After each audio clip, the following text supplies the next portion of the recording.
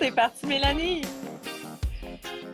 Bonjour, bienvenue pour ce rendez-vous pédagogique éclair. J'ai le bonheur d'avoir avec moi Mélanie Ducharme, qui est conseillère pédagogique à la Commission scolaire de Laval. Salut!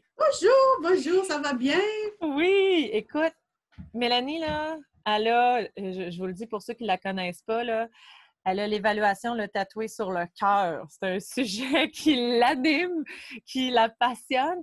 Puis c'est la raison pour laquelle je l'ai invitée, parce qu'en ce moment, bien, le contexte a fait que les écoles ont arrêté, que tout est en transformation. C'est une zone d'ambiguïté incroyable que tout le monde vit, peu importe la situation des gens. Et particulièrement dans le milieu de l'éducation, comme on est en fin d'année, bien, il y a toute la réalité entourant l'évaluation. Fait que, tu sais, Mélanie, aujourd'hui, qu'est-ce qu'on doit comprendre qui est communiqué puis qui est comme la ligne en ce moment sur l'évaluation? La ligne qu'on connaît présentement, parce qu'il reste encore un peu de flou, évidemment, mais sachez que le flou devrait être, on espère, on devrait recevoir plus d'informations par rapport à ce qui reste au courant de la semaine prochaine. Mais en date d'aujourd'hui, ce qu'on sait, on sait que lors d'une conférence de presse fin mars, début avril, le ministre a clairement mentionné que les élèves qui étaient en réussite aux 2 premières étapes seraient en réussite au résultat final à la fin de l'année. On sait aussi que les épreuves uniques et obligatoires ministérielles ont été annulées. Donc, ça, ce que ça veut dire, c'est que puisque les épreuves uniques ont été annulées, les épreuves uniques sont reliées au DES, il y a un changement au régime pédagogique qui s'en vient en lien avec ça.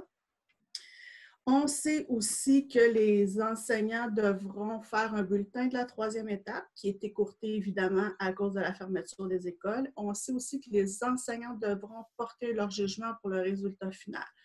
On sait qu'habituellement, au bulletin, on a 3 étapes. La première étape, 20 deuxième étape, 20 troisième étape, 60 Mais avec les directives que nous avons reçues le 6 mai dernier via une lettre du ministre, on sait que la 3e étape, ce sera seulement qu'une mention de réussite ou non évaluée. Donc, c'est une forme de cote. Donc, à cause de cela, les 3 pondérations aux étapes tombent en quelque sorte. Donc, un premier jugement qui est porté là. Et la grosse différence aussi, c'est qu'habituellement, le résultat final est calculé selon les pondérations aux 3 étapes.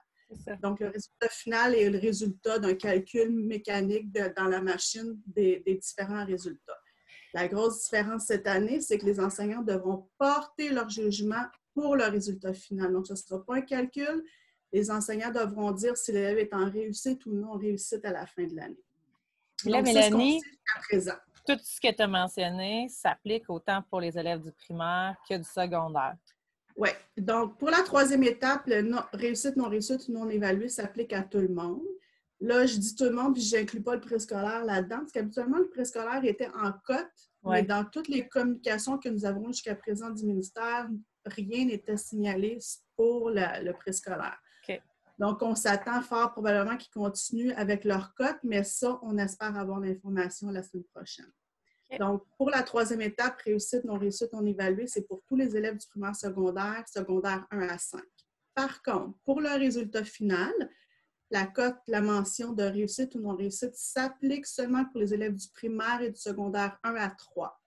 Pour les secondaires 4 et 5, puisqu'ils sont on reçoit des unités, on est en train d'accumuler nos unités pour notre DES, eux devront recevoir un pourcentage. Malgré qu'ils auront eu une cote fort probablement à l'étape 3, ce sera un pourcentage pour le résultat final, pour le calcul de leur moyenne, évidemment, et de recevoir leurs unités. Donc, c'est ce qu'on sait jusqu'à présent. Mais là, ça précise vraiment ce qui on espère un petit en ce moment. Peu, oui. Bien, ça apporte un certain cadre, mais définitivement, comme tu l'as dit, il y aura d'autres précisions à apporter là, pour la fin de l'année. Là, Mélanie, là, tout le monde, on est conscient, là, c'est pas une situation qui est normale pour personne, que ce soit pour les élèves, hein, parce que c'est eux qui sont au cœur de notre préoccupation en ce moment. Tout à fait. Puis on le vit à la maison. On le vit à la maison comme parents. Si on est en télétravail, on les entend vivre ce que ça devient l'enseignement à distance. On voit l'essoufflement, les difficultés, ce qui fonctionne. Tout le monde, on est en apprentissage en ce moment. Puis pour les enseignants aussi.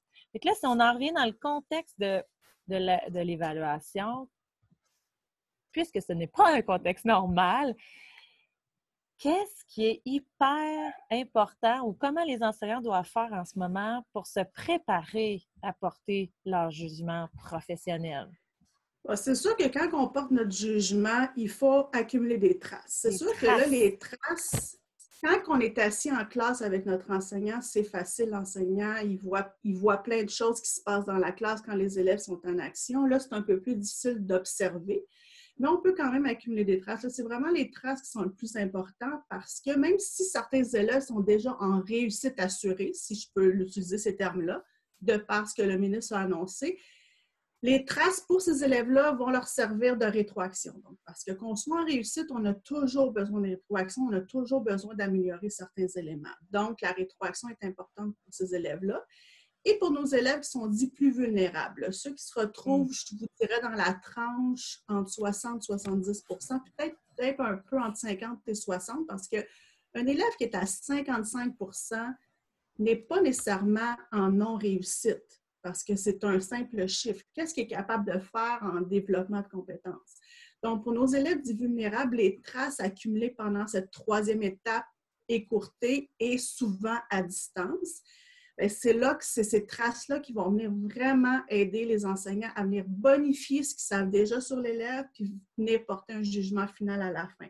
Donc, c'est vraiment les traces ici qui vont aider les enseignants à la fin de l'année pour leur résultat final. Oui, puis tu sais, j'ai parlé un peu plus tôt de à quel point c'est un contexte qui est anormal et ça change la réalité des élèves. Puis, tu sais, là, tu as parlé du critère qu'on connaît habituellement de vulnérabilité des élèves qui est par rapport à leur note scolaire. Puis hier, j'étais avec Marie-Josée Arnois, donc dans un autre rendez-vous pédagogique Oui, et c'est clair, ça.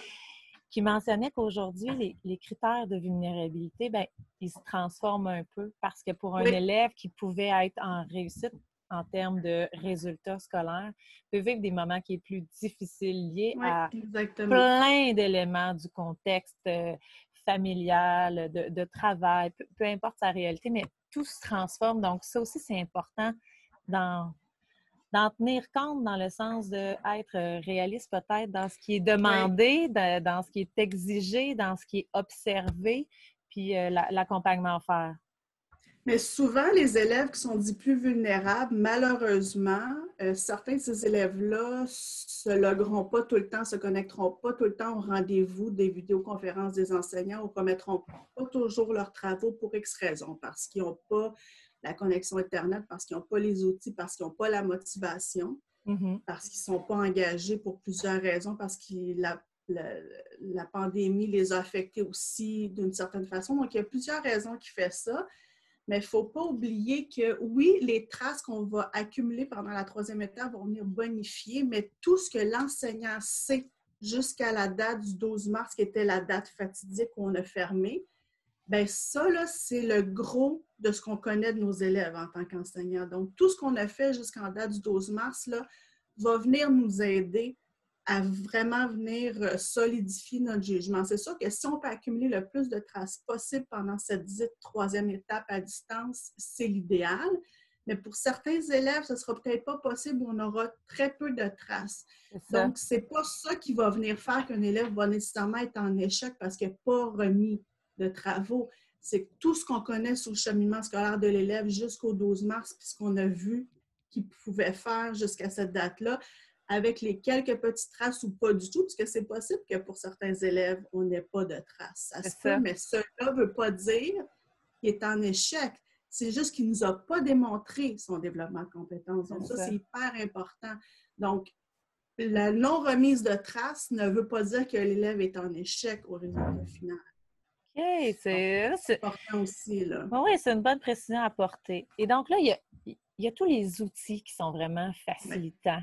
Qu'est-ce que toi, tu sens qui est, on va dire ça comme ça, là, des incontournables en ce moment qui aident vraiment beaucoup, qui facilitent beaucoup le travail des enseignants en termes d'application pour garder des traces puis faire le suivi Mais c'est sûr que de la les progression? vidéoconférences, là, c'est ça, avec Google Meet ou Zoom ou utiliser la plateforme que vous voulez, au-delà d'être avec votre groupe au complet, vous pouvez faire des sous-groupes de besoins avec 3-4 élèves qui vous dites un peu plus vulnérables, faire des petits entretiens avec eux, même du 1 à 1. Tu prends rendez-vous un petit 15 minutes avec ton coco, là, Maxime, qui avait de la misère.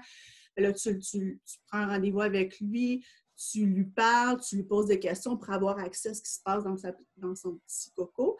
Donc, ça, c'est une façon de le faire. Une autre façon de le faire, si les rendez-vous sont difficiles, c'est que les élèves peuvent s'enregistrer, soit vidéo ou soit audio. On pense à Loom, on pense à Screencastify, Screencast-O-Matic pour la vidéo. Avec la suite Google, on a Talk and Comment, on a Mode, où les élèves peuvent s'enregistrer juste oralement.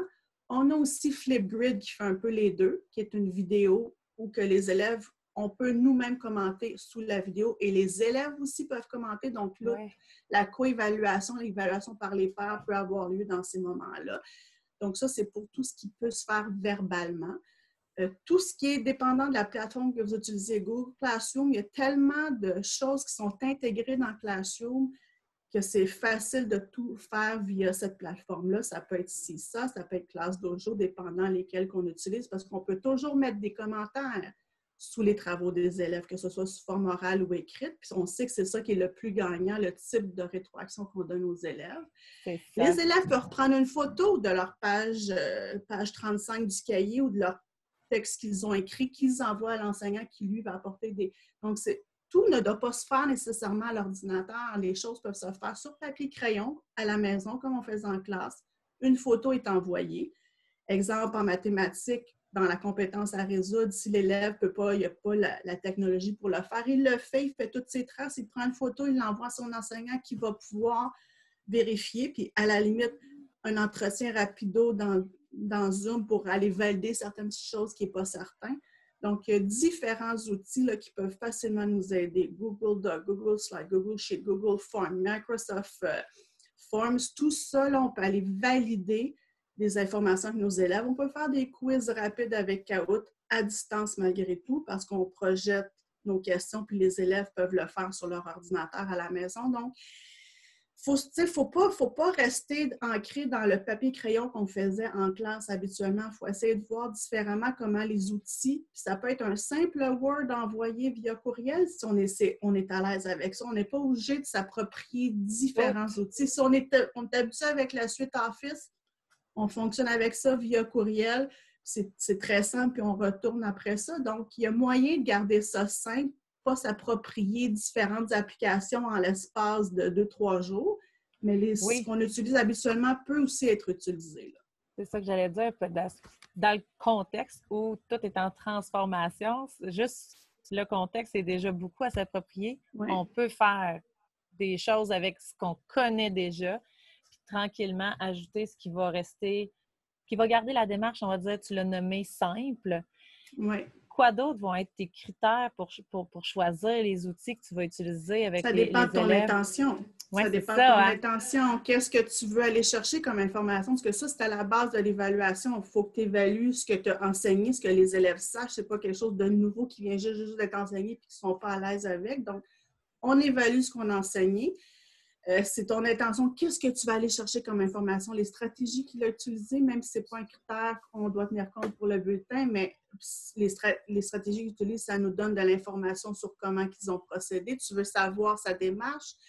Qu'est-ce que tu vas aller valider? Tu veux juste aller valider les informations s'ils les ont retenues rapidement. Donc, tout part de notre intention. Toujours, toujours, toujours. Qu'est-ce qu'on va aller chercher comme information? Puis après ça, l'outil va venir, ça diminue déjà le choix de nos outils quand notre intention est claire. Définitivement. Hey, nos critères aussi, nos critères d'évaluation, oui, sont super importants parce que ça reste. C'est un document prescriptif. Puis le jugement, même si on a une certaine marge de manœuvre, sont quand même balisés par les documents ministériels prescrits. Le programme est encore prescrit, les cadres d'évaluation sont encore prescrits, la progression aussi. Donc ça, malgré qu'on soit à distance, ces documents-là viennent quand même baliser ce qu'on doit enseigner et évaluer pour ensuite porter notre jugement. Wow, et merci Mélanie pour toutes ces précisions-là. Pour terminer, qu'est-ce que tu souhaites aux enseignants là, qui vont arriver dans justement ce dernier sprint qui mène à la note finale, mention finale? Oui, c'est ça. Il faut se faire confiance. Vous connaissez le mieux vos élèves. Jusqu'au 12 mars, là, vous avez appris à connaître vos élèves. Vous savez ce qu'ils sont capables de faire, ce qu'ils sont capables de vous donner. Faites-vous confiance. Vous êtes les personnes les mieux placées pour nous décrire ce que les élèves sont capables de faire. ne vous en demandez pas trop, ne leur en demandez pas trop non plus parce exact. que on est même s'ils font leur travail à la maison, c'est pas le contexte où on est assis en classe avec notre enseignant. Donc, peut-être en donner un petit peu moins, mais vraiment ce qui va avoir été enseigné et évalué, que ça soit vraiment solide pour l'an prochain. Aussi, il y a beaucoup de... On peut quand même continuer à se former, même si on est en enseignement à distance. Il y a toujours les créacans que vous faites où il y a souvent des ateliers sur l'évaluation avec l'éthique ou autre. Il y a le cadre 21 qui offre une formation à la rétroaction aux apprenants. Il y a souvent les colloques aussi là, qui ont lieu pendant les années, tout au long de l'année, qui offrent certains ateliers qui sont vraiment en lien avec l'évaluation, avec l'éthique. Donc, gênez-vous pas, vous avez peut-être un peu moins là, mais disons que puisque je fais de la rétroaction sur une des badges du cadre 21, disons que les 2 derniers mois ont été très occupés, mais c'est le fun parce que les enseignants se sont formés, sont allés chercher des badges, ça a été vraiment super de lire les rétroactions, puis c'est encore super intéressant, mais prendre le temps. Puis il y a aussi la formation en ligne à TELUC qui va avoir une section évaluée qui devrait sortir au mois de juin. Donc, puis il y a sûrement vos conseillers pédagogiques dans vos commissions scolaires, si vous avez un CP évaluation là, qui peut répondre à vos questions, du moins une personne ressource dans votre commission scolaire, ce sont les personnes qui reçoivent l'information en premier qui peuvent vous la donner, mais je vous dis, mettez-vous pas de pression parce que vous connaissez vos élèves, vous savez ce qu'ils sont capables de faire, donc faites-vous confiance à ce niveau-là, puis ça va super bien aller. Gardez ça simple, prenez soin de vous. Sachez que Oui, pour vous, ce n'est pas un contexte normal, pour les élèves non plus. Non, c'est ça. Puis sachez que l'an prochain, il y aura des apprentissages de cette année qui vont être faits. Donc, sachez qu'au moins pour l'année prochaine puis l'année d'après, on va devoir rattraper cette forme d'apprentissage-là. On ne peut pas tout le faire d'ici la fin de l'année. C'est impossible. Donc, faites-en un peu moins, mais ce qui va être fait va être bien fait. Puis l'année prochaine, on verra comment on peut s'ajuster. Exactement. Oui. Merci, Mélanie! Et ça fait plaisir! Merci. De rien.